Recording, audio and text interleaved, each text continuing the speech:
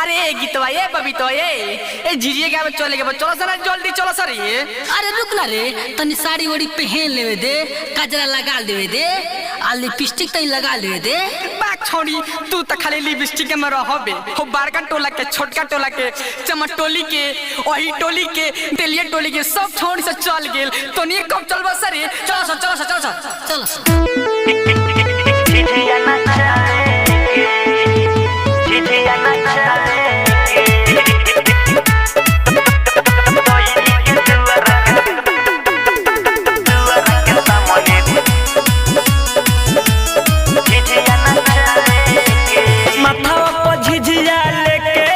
हमनी गावे के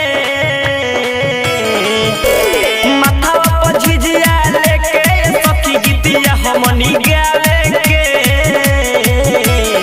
किया रे डोली के दुआरा के सामने रे सखी झिझिया नचावे के रे रे डोली के दुआरा के सामने रे सखी झिझिया नचावे के झिझिया नचावे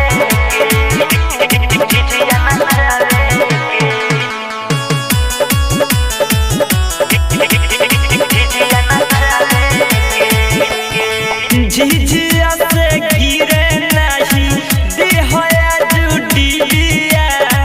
दोइनी जे बोली कुछ तो कटबो कर जीभिया हाय सखी झिझिया से गिरे नहीं देहया जुटिया दोइनी जे बोली कुछ तो कटबो कर जीभिया दोइनी के भातारा खूब गोड़िया के दोइनी के दामाद के सुनो सखी खूब गोड़िया के किया रे दोइनी के दुआरा के सामने रे सखी झिझिया नचावे के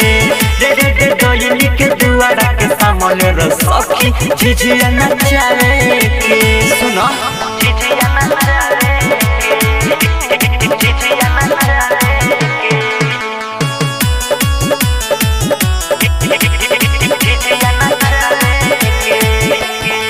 ढेर पहले पिया हमनी पो दैनी सुनायती